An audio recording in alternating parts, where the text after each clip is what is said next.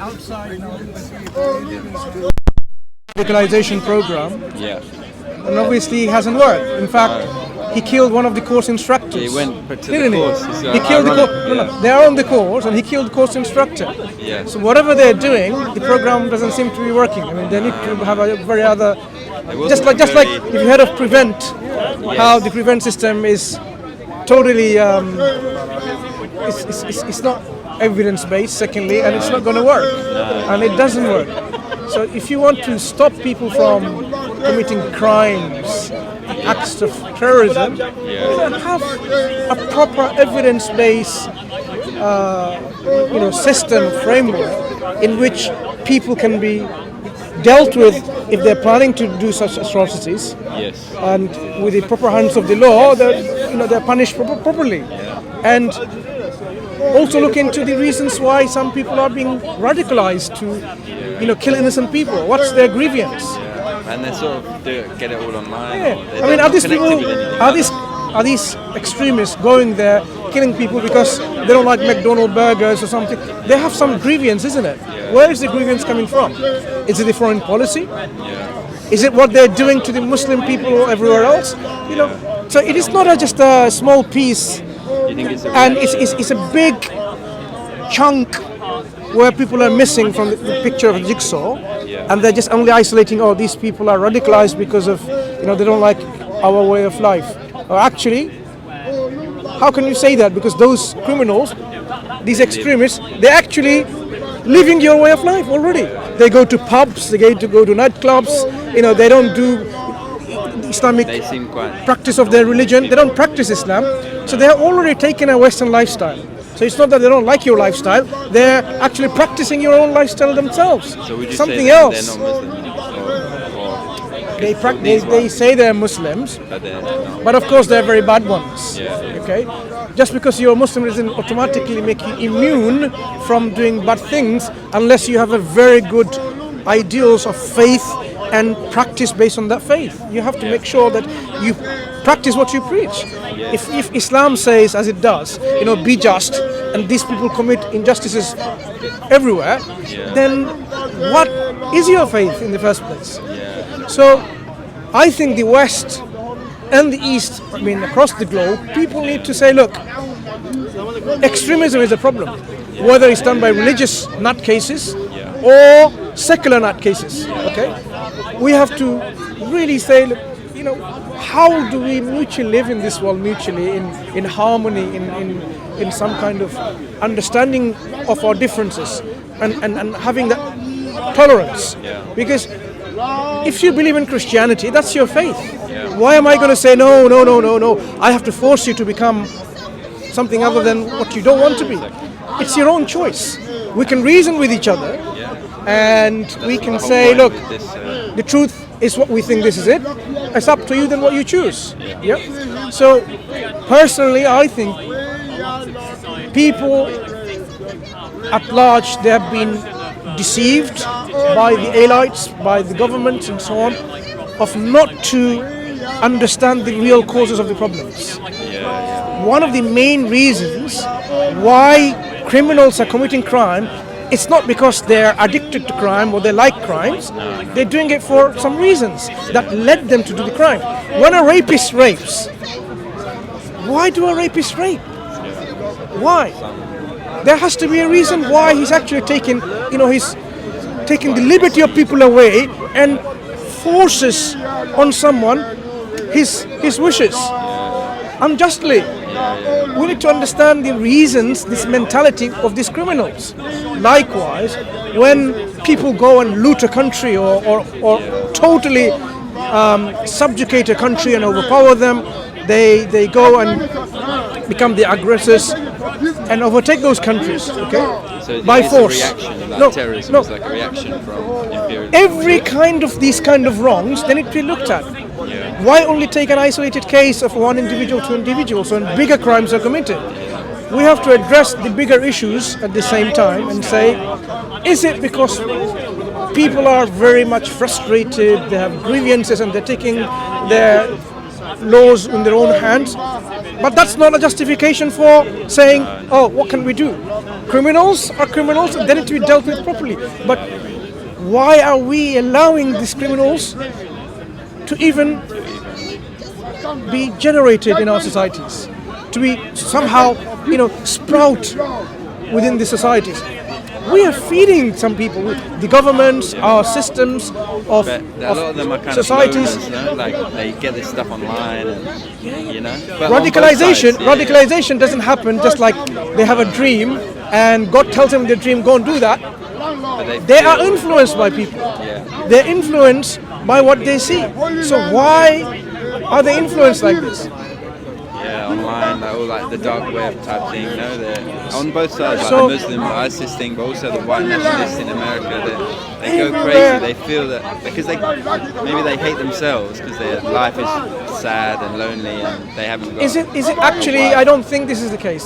They don't think they're sad and lonely. I mean, they have good life. Some of them are just married and have kids. Who on earth will leave their newly, they just got married and they have children, young children, and they go blow themselves up? Come on, that's not a normal thing to do. It must be something really serious that has made them gone crazy, wild, and unhuman. It's dehumanized them in a way. Yeah, like the 7/7 one. They had PhDs and they seem quite normal, no? So people need to wake up and say, look, we need to address the root cause. In everywhere else, we do root cause analysis, RCAs, of any problems that happens. If a plane were to have an accident, we don't say, oh, it's the fault of the pilot or fault of the engine. We try to find out the root cause of it. Is there a system failure or a human involvement? So what do you think is the root cause?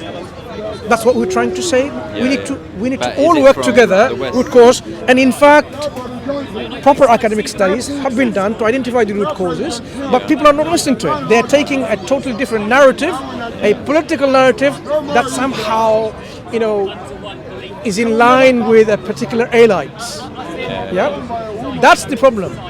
If you don't want the truth and you go for your ideological, political motives, material motives, then you're not going to solve the problem. The problem is not going to go It's away. very hard. It's hard to understand, and a lot of people just want to live their life and have a simple life. So they just believe what they're told in the Yeah, but we're newspapers. talking about people who are in power, in governments. In governments. How many false flags have we seen the governments are involved in? How many? If the governments themselves are part of the problem, many, then how do you expect people to have any trust in the governments? Yeah? There has to be this accountability. So that's why if you think about now Islam, that we want to say, look, if you think about Islam, leadership is such grievous duty that it's not something that one should want, but it should be given to people or person who is well deserving and capable of. So if somebody says, I want to be the leader of the government, then okay, he's in some kind of greed that he has, or she, whatever that might be.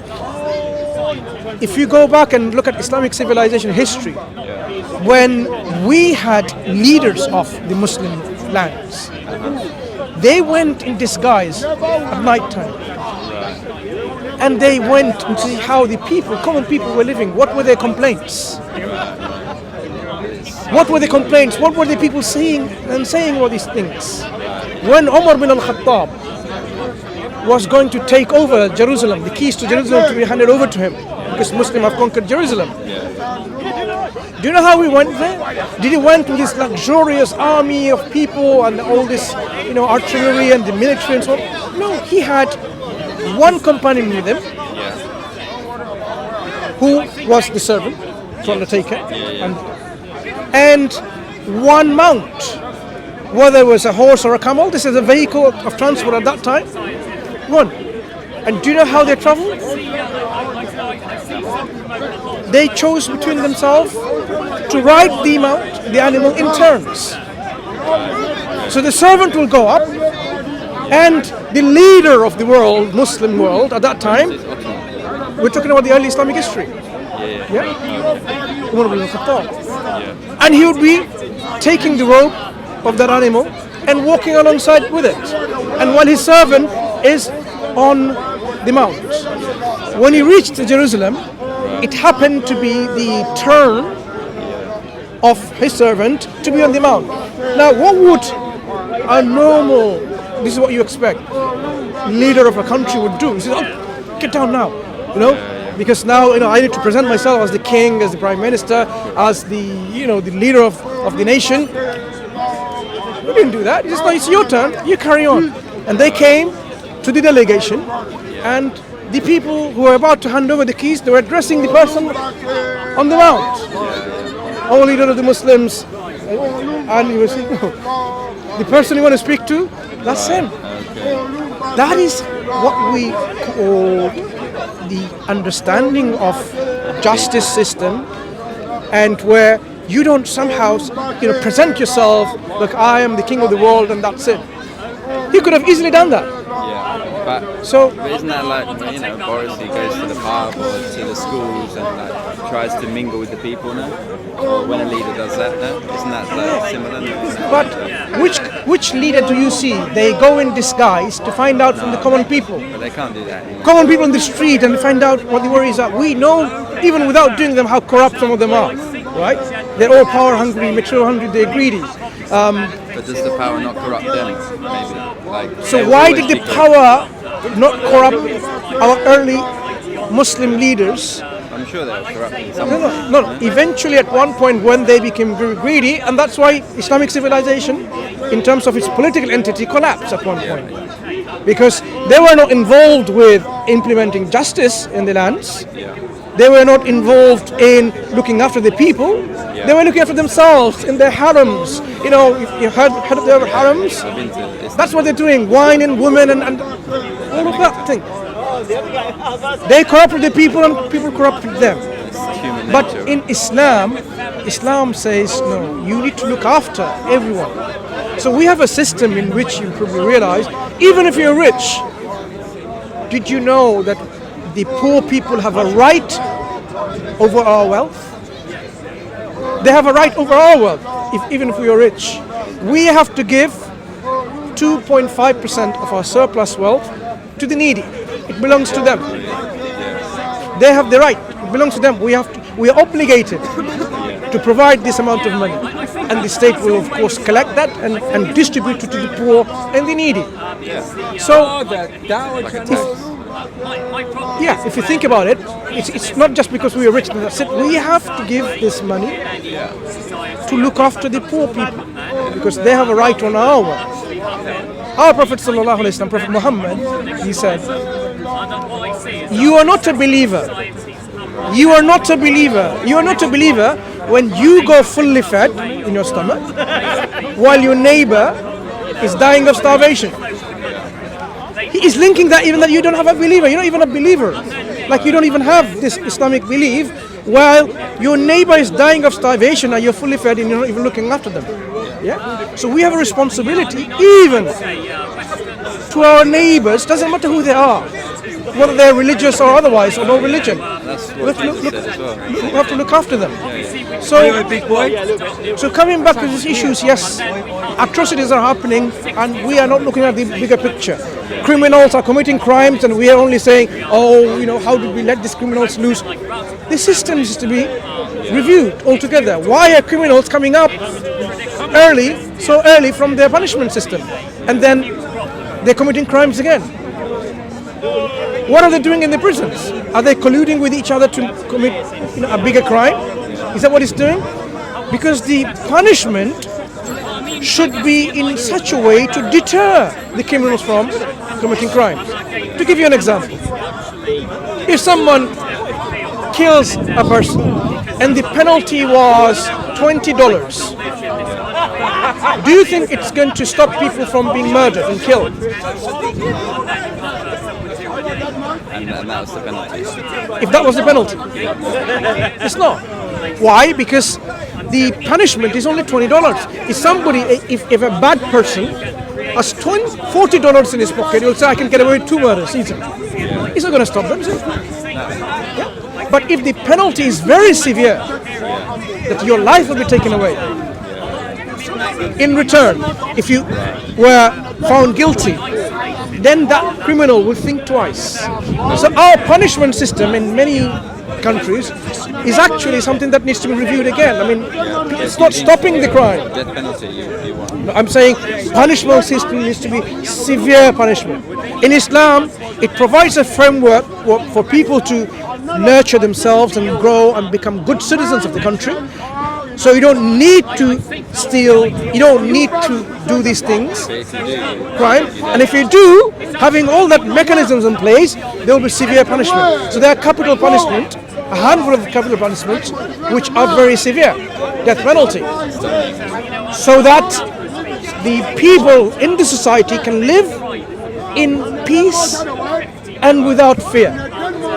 Because if a punishment of highway robbery, so I know what highway robbery is. Someone in daylight comes along and kills everyone, does all these things, bad things, raping and butchering and slaughtering, and then goes away, and then police can't say anything. They're just there and they can't do anything. Do you think this is going to instill peace in the people, in the hearts? We used to kill people many years ago, but we progressed from that, haven't we? Yeah, but if you think about it, these crimes, if they take place without criminals being punished properly, the people in the society, they are not going to feel safe. You not feel safe to come out on the streets, outside from your homes. So in Islam, there are certain crimes against the society like this is very severe punishment to make sure the society thrives without any fear. So Islamic legal system is actually, if you think about it, is somehow intrinsically linked with the education system, the economic system, the social system. All the systems there work together. That is why you would expect that people don't need to fall victims of being the criminal. There's no need. For example, why would someone need to steal when everything is provided? If everything is provided, why would you need to steal? Why would you need to steal bread?